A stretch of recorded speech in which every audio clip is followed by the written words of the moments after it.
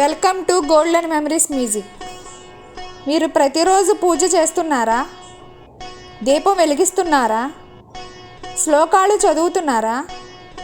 కానీ మీ జీవితంలో మార్పు కనిపించడం లేదా? అయితే ఒక ముఖ్యమైన కారణం ఉండొచ్చు. పూజా సమయంలో మనసు పూర్తిగా పూజలో లేకపోవడం. పూజ అంటే ఏమిటి? పూజ అంటే కేవలం చేతులతో చేసే పని కాదు. పూజ అంటే మనసుతో చేసే సాధన. దీపం వెలిగించడం, అగరబత్తి పెట్టడం ఇవి బయటకు కనిపించే భాగం. కానీ అసలు పూజ మనసులో జరుగుతుంది. మన పురాణాల్లో లార్డ్ కృష్ణ భక్తి శ్రద్ధను అత్యంత ముఖ్యంగా చెప్పారు. మనం చేసే పొరపాటు, చాలామంది ఇలా చేస్తారు.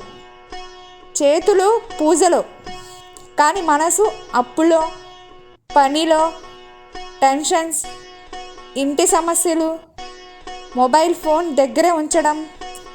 పూజ చేస్తున్నప్పుడు మనసు వేరే దిశలో ఉంటే ఆ శక్తి పూర్తిగా పనిచేయదు.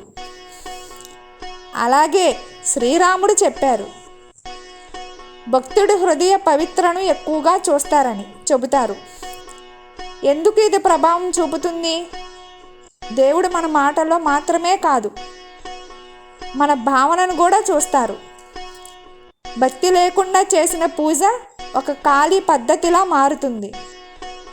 5 నిమిషాలు నిజమైన భక్తి శ్రద్ధలతో చేసిన పూజ 30 నిమిషాల అలక్ష్య పూజ కంటే గొప్పది.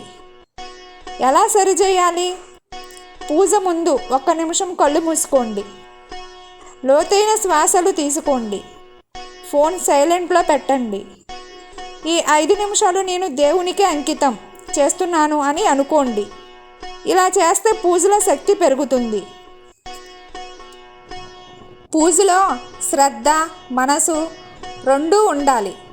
ఇలాంటి ఆధ్యాత్మిక విషయాలు తెలుసుకోవాలంటే మా ఛానల్ని తప్పకుండా సబ్స్క్రైబ్ చేయండి. రేపు నైవేద్యం పెట్టేటప్పుడు చేసే తప్పుల గురించి చెప్తాను, మిస్ అవ్వకండి. ఈ వీడియో మీకు నచ్చినట్లయితే లైక్ చేయండి, షేర్ చేయండి, సబ్స్క్రైబ్ చేయండి. కామెంట్ బాక్స్లో మీ అభిప్రాయాన్ని తెలియజేయండి.